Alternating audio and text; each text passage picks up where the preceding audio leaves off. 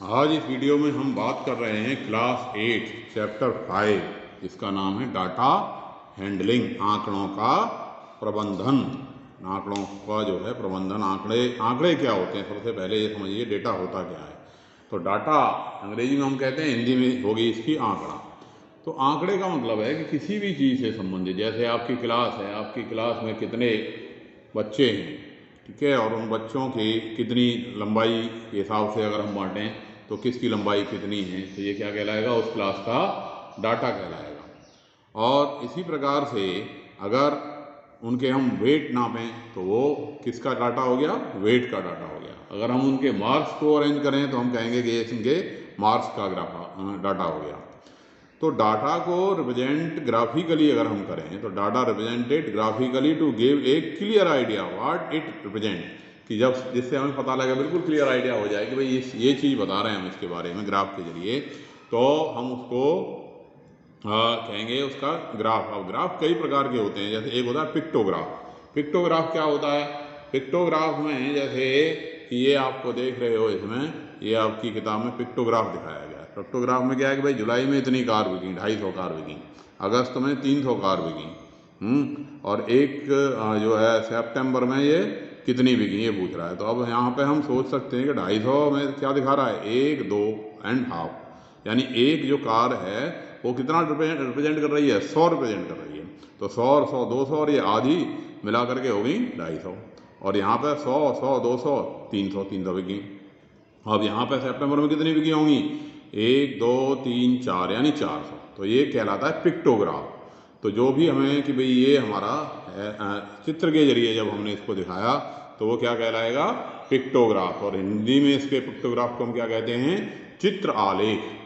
अब दूसरा होता है बार ग्राफ। बार ग्राफ कैसे होता है, बार ग्राफ में क्या है कि एक बार के जरिए, एक दंड के जरिए हम उसको रिप्रेजेंट करेंगे। जैसे कि ये हमारे पास एक डेटा है कि एकेडमिक ईयर है, और ये number of student in class 8वीं क्लास में ये बच्चों की संख्या है कि 2003 से 2004 में, ठीक है कि नहीं। अब ये इन्फॉर्मेशन क्या दी गई है कि ये एकेडमिक ईयर है, और इधर क्या दे रखा है, number of student in the class 8, 8वीं क्लास में बच्चों की संख्या। 2003-4 में बच्चे हैं हमारे पास यहाँ इस स्कूल में 100, और 2004-5 में बच्चे हो गए 200, फिर 5-6 में हो गए 250। तो ये इस तरह से जब रिप्रेजेंट करें तो ये कहलाता है बार ग्राफ। बार ग्राफ को हम हिंदी में क्या कह देते हैं, दंड आलेख। तो इस तरह से जब हम रिप्रेजेंट करते हैं तो वो क्या कहलाता है, बार ग्राफ, या हिंदी में हम इसे कह देते हैं दंड आलेख। एक अब इसमें डबल बार ग्राफ भी होता है। डबल बार ग्राफ क्या होता है कि जब एक ही ग्राफ में दो सूचनाएं दी गई हों, कि जैसे ये हमारे पास एक डबल बार ग्राफ है, और ये क्या रिप्रेजेंट कर रहा है, मार्क्स ऑब्टेन्ड बाय स्टूडेंट, कितने नंबर आए बच्चों के मैथ्स में और साइंस में। तो एक कॉलम मैथ बता रहा है, दूसरा कॉलम साइंस बता रहा है। तो ये ईयर दे रखे हैं 2005-6 और 2006-7। 2005-6 और 6-7 में ये क्रमशः है बच्चों के number, marks obtained by student. तो ये क्या कहलाएगा, डबल बार ग्राफ। तो इस तरह का जो ये ग्राफ होता है ये क्या कहलाता है, डबल बार ग्राफ, द्विदंड आलेख। इसी तरह से अब बात आती है कि हम डेटा को ऑर्गेनाइज कैसे करते हैं, ऑर्गेनाइजिंग डेटा, कि हमने डेटा को ऑर्गेनाइज करने का मतलब है कि उसको, जैसे कि सपोज किया कि भाई ये बच्चे हैं और इनको क्या पसंद है, जैसे किसी को आर्ट पसंद है, किसी को मैथ पसंद है, किसी को साइंस पसंद है, किसी को इंग्लिश पसंद है। तो हमने हर बच्चे से पूछा और लिख दिया, भाई ये आर्ट वाला लिख दिया, ये मैथ वाला लिख दिया। आप हर बच्चे से पूछ के हमने लिख दिया। लेकिन इससे बात नहीं बनेगी, हमें ये नहीं पता लगेगा कि भाई कितने बच्चों को क्या पसंद है अगर इस डेटा को हम ऑर्गेनाइज कर दें। ऑर्गेनाइज करने का मतलब है कि हमने टैली मार्क की जगह से जिसने जो पूछा उसका वहाँ पर टिक करते गए कि art, math, science and English. अब आर्ट वाला, जिसने कहा हमें आर्ट पसंद है, हमने आर्ट में निशान लगा दिया। जिसने कहा मैथमेटिक्स पसंद है, मैथमेटिक्स में निशान लगा दिया। जिसने कहा साइंस पसंद है, साइंस में लगा दिया। इंग्लिश कहा जिसने, इंग्लिश में लगा दिया। और सारे बच्चों को हमने मार्क्स लगा दिए, फिर उनको गिन करके यहाँ लिख दिया। तो इसको ये कह रहा था टैली मार्क। टैली मार्क तुम छोटी क्लास से भी करते आ रहे हो। तो टैली मार्क्स में क्या होता है कि ये जो 4 हम सीधे डंडे लगाते हैं और 5वें में उसको ऐसे क्रॉस कर देते हैं, तो ये कहलाता है टैली मार्क। फिर उनको गिन करके हम नंबर ऑफ स्टूडेंट्स कह देते हैं, जिसे हम फ्रीक्वेंसी भी कह देते हैं। इसको क्या कह देते हैं, फ्रीक्वेंसी। हिंदी में हम इसे कह देते हैं क्या, बारंबारता, फ्रीक्वेंसी को हिंदी में क्या कहते हैं? बारंबारता। तो इस प्रकार से ये हमारा क्या बन गया, उसे हमने ऑर्गेनाइज कर दिया, डेटा को हमने क्या कर दिया, एक प्रबंध कर दिया उसका, उसको सही ढंग से लगा दिया। ऐसे ही ग्रुपिंग हम कर सकते हैं, grouping of A data. Grouping of A data का क्या मतलब है कि ग्रुप्स में बांट दिया हमने, कि जैसे सपोज किया कि भाई ये 60 बच्चों के 8वीं क्लास के मैथमेटिक्स में मार्क्स हैं, ठीक है, कि भाई 50 नंबर का एक टेस्ट जो पेपर हुआ और 50 नंबर में से एक रोल नंबर के 21 आए, 2 के 10 आए, 3 के 30 आए, इस तरह से 50 बच्चों के ये मार्क्स हैं।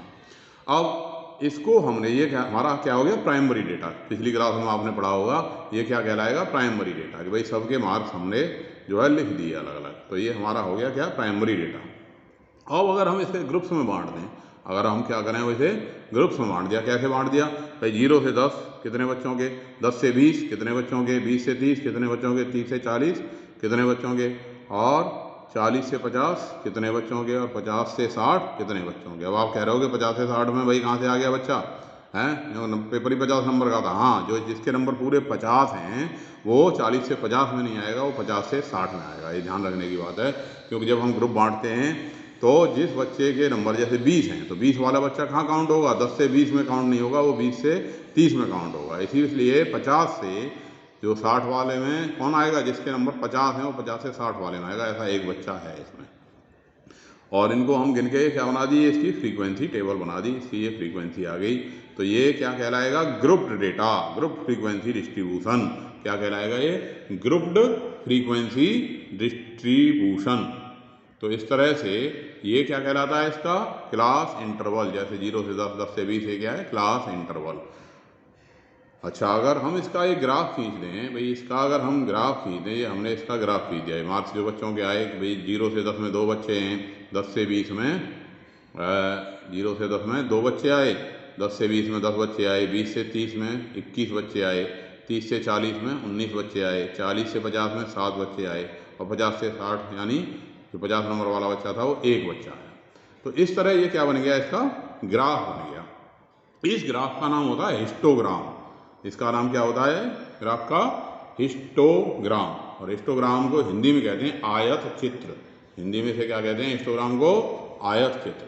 तो ये बातें आपकी समझ में निश्चित रूप से आ गई होंगी कि भाई किसको हम क्या कहते हैं, हिस्टोग्राम को हम क्या कहते हैं, आयत चित्र। तो ये कौन कौन क्या क्या होता है, ये बात आपकी समझ में अच्छे से ज़रूर आ गई होगी। अब है हमारे पास एक्सरसाइज 5.1। एक्सरसाइज 5.1 की बात कर लेते हैं। इसके क्वेश्चन हैं हमारे पास।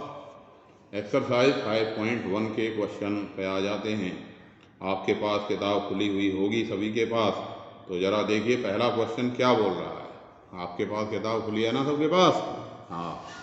तो पहला क्वेश्चन क्या कह रहा है, चलिए हिंदी में भी बता देंगे, दोनों में बता देंगे, कोई बात नहीं। For which of these would you use the histogram to show the data. निम्नलिखित में से हम किसके लिए हिस्टोग्राम बनाएंगे।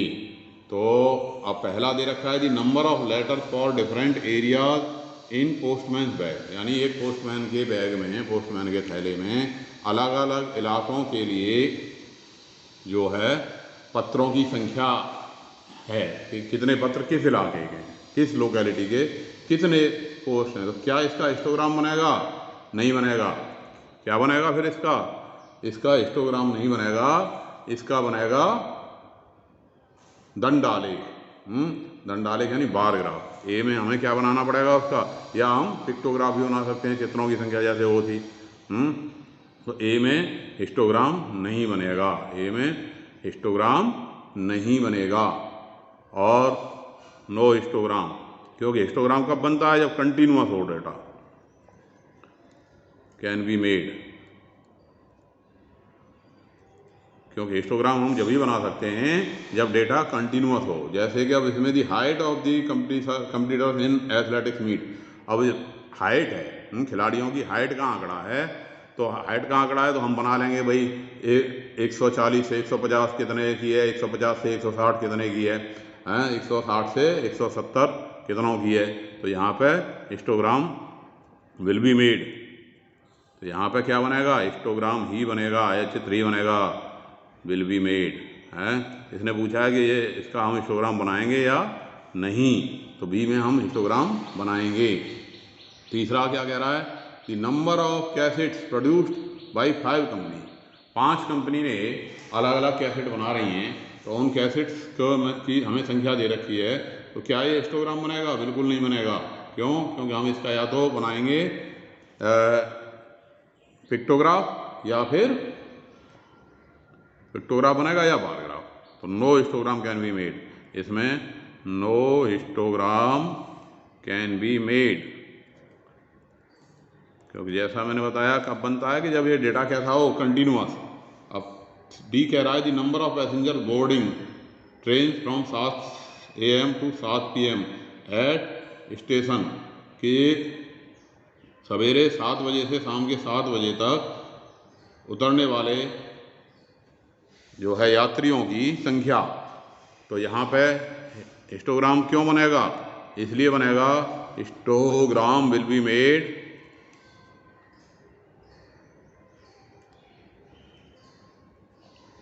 हिस्टोग्राम विल बी मेड क्यों बनेगा?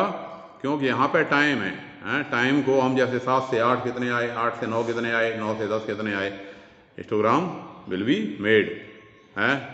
क्योंकि वी कैन टेक, क्योंकि हम इसमें ले सकते हैं टेक इंटरवल्स सच एज 7 से 8, 7 AM to 8 AM, 8 AM to 9 AM and so on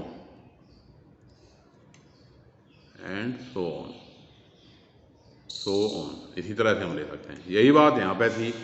histogram B में हम क्यों बना सकते थे? Height of computer, height of computer can histogram can will be made since, कारण इसका क्या है? Since we can take class intervals,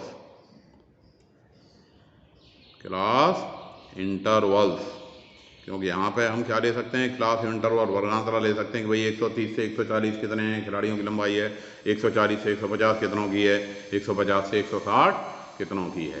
तो इस तरह से हम क्लास इंटरवल ले करके सच एज जैसे हमने ले लिए 130 centimetre to 140 centimetre and so on, 10-10 के ले लिए या जो भी है ले सकते हैं।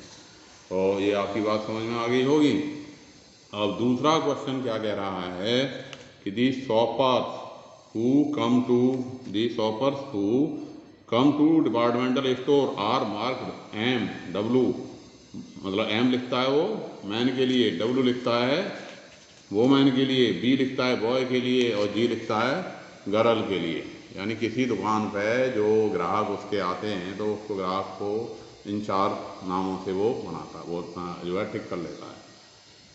अब क्या कह रहा है कि make a frequency distribution table using tally mark. अब आपको क्या करना है? एक फ्रीक्वेंसी टेबल बनानी है जिसमें आपको क्या बनाना है? टैली मार्क के जरिए जो है शॉपर का जो है एक क्या बनाना है?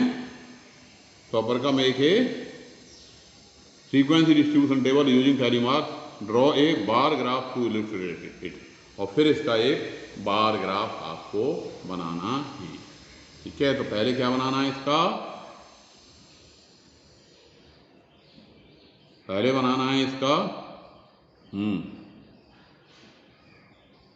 मेक ए फ्रीक्वेंसी डिस्ट्रीब्यूशन बनाना है।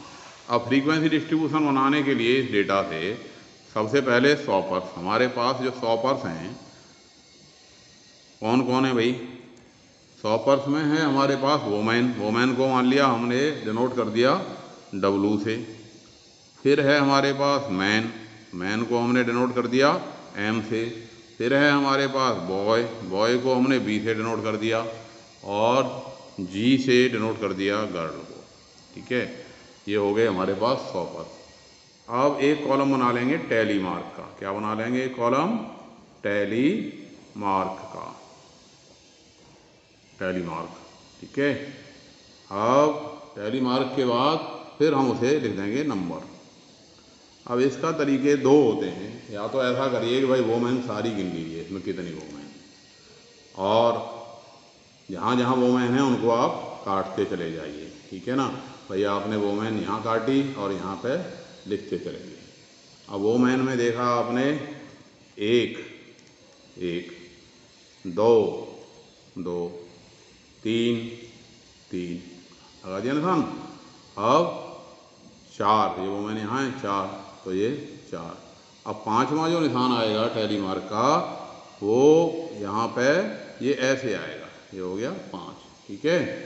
अब वोमेन कहाँ है, ये रही आगे इसमें ये, तो अब इसको पांचवे के बाद ऐसे एक, फिर अगला 2, फिर अगला 3, फिर अगली 4, और इसके बाद यहाँ आगे 5, पांचवा कैसे आएगा, ऐसे आएगा।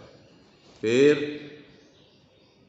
एक, अब वोमेन कहाँ है, ये रही एक, ये रहा एक, फिर ये 2, ये 2, फिर ये 3, ये 3, और ये 4, ये 4, और फिर यहाँ पे ये पांचवा हम ऐसे लगा देंगे। इसके बाद फिर वोमेन एक, फिर ये 2, 2, फिर ये 3, 3, 4, 4, और पांचवी ये कटी, ये बन गया 5। अब ये एक, फिर यहाँ से एक शुरू कर दिया, एक, फिर 2, ये दूसरा लगा दिया, फिर तीसरा लगा दिया, और फिर चौथा डब्लू काट दिया, चौथा हो गया, और फिर पांचवा ये हमारे पास 5 आ गया। इसके बाद फिर ये एक, एक, फिर 2, 2, फिर ये 3, और ये 3। तो अब इनकी संख्या कितनी होगी, 5, 5 दूनी 10, 5 या 15, 5 चौके 20, 5 पंजे 25, और 3 28। कितनी आ गई संख्या, 28। अब यही काम मैन के साथ करते जाओ। अब जहाँ जहाँ एम है उस एम को हम काटते गए। एम को हमने काट दिया भाई, एक, ये लगा दिया, एम हमने यहाँ ले लेते हैं, चलो एक, और इसके बाद 2, ये 2, साथ के साथ 3, ये 3, और इसके बाद 4, ये 4, और फिर ये आ गया पांचवा, तो पांचवा कैसे आएगा, ऐसे 5, फिर ये आ गया एक, एक, और फिर एम दूसरा ये रहा 2, 2, और तीसरा ये रहा 3, और चौथा ये रहा 4, और पांचवा ये रहा, पांचवें को ऐसे लगाएंगे, ठीक है। और यहाँ पे फिर एम ये 1, और दूसरा एम 2, और तीसरा एम 3। तो ये कितने हो गए, ये हमारे पास इनके आगे 15, ठीक है। इनकी संख्या कितनी आ गई, 15 मैन की। और बॉयज़, अब बॉयज़ कहाँ हैं, बॉय देख लो जरा, अब बॉय को काट दो भाई, एक ये रहा, 1, 2, 3, 4, और एक 5। तो 1, 2, 3, 4, और एक 5, ऐसे भी कर सकते हैं हम। अब और कहीं बॉय नहीं है, तो ये बॉय की संख्या आ गई हमारी 5। अब बच गई ये गर्ल्स, 1, 2, 3 हैं, इन्हें काटते गए 1, 2, 3, या ऐसे गिन भी सकते हैं 1, 2, 3, 4, 5, 6, और 7, 8, 9, दोबारा गिन लीजिए, ये ऐसे काटते जाओ, 1, 2, 3, 1, 2, 3, 4, 4, 5, 5, ऐसे आ गया, 1, 1, और इसी तरह से जी को हम काटते चले गए, 1 ये कट गया, फिर 2, ये 2 हो गया, और 3, ये 3 हो गया, 4, 4 हो गया, और ये पांचवा यहाँ आ गया, और ये 1 और ये 2, उसी तरह से हमने काट दी तो ये संख्या होगी कितनी 12। और टोटल हो गया इसका कितना 8 और 5 13, 13 और 5 18 और 2 20 का 0, हासिल 2 2 2 4 1 5 1 6 60। टोटल हो गया हमारे पास 60, बिल्कुल ठीक हो गया। अगर हमारी कोई गड़बड़ी होती तो यहाँ टोटल में पकड़ में वो आ जाती। अब क्या कहता है भाई, इसका क्या करो, अब make a frequency distribution table using tally marks. बन गई, टेबल बन गई। Draw a bar graph to illustrate it, यानी अब इसका क्या बनाना है, एक इसका बार ग्राफ बनाना है जिसमें इसको समझाया गया हो।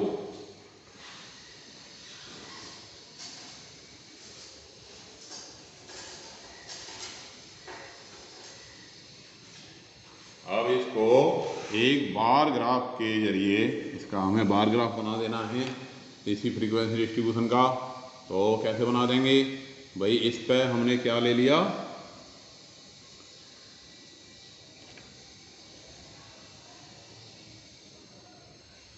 ये हमने खींच दिया, इसका बार ग्राफ खींच देते हैं, स्केल ले लेंगे इसके लिए। अब यहाँ पे 28 अधिकतम संख्या है, तो अगर हमने स्केल ले लें, स्केल ले करके हम क्या करेंगे 28 2.8 या 5 लोगों को हम 1 सेंटीमीटर से शो कर दें तो ये कितनी आ जाएगी लंबाई, तो अधिकतम लंबाई कितनी आ जाएगी 5 पंजे 25, 5 और 6 सेंटीमीटर में हमारा काम चल जाएगा लगभग। तो इधर हमारे पास क्या हो गया 100 पर्स, इधर हमने क्या नोट कर दिया 100 पर्स, यानी दुकान पे आए लोग। और इधर हमने क्या नोट कर दिया नंबर ऑफ 100 पर्स, उनकी संख्या। अब वोमेन कितनी आई 28। अब इसकी सबकी लंबाई हम 1 सेंटीमीटर ले लेते हैं, 4 चीज़ें हमारे पास।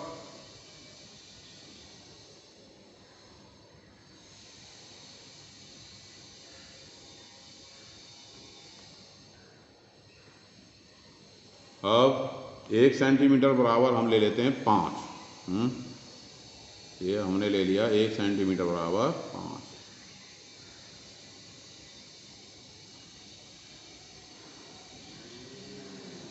ये हो गया 5, ये 10, ये 15 और ये 20 और ये 25 और ये 30, ऐसे नोट हो गया।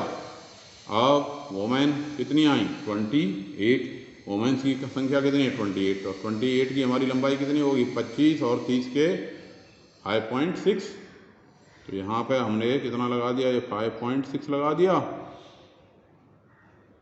कैसे होगी 5.6 भाई, 5 तो पूरे हो गए और 3 हैं तो 3/5 का कितना आ गया 3/5 आ गया 0.6। तो ये हमारी यहाँ पे हमने इसको लिख दिया क्या वोमेन, क्या लिख दिया इस पे वोमेन। फिर मैन आए कितने 15, 15 का तो हमारे पास सीधा सीधा ये रहा निशान, तो ये हमारे पास मैन आ गए, कितने आ गए 15। तो ये हमारे पास 15 का यहाँ पे बन गया ये।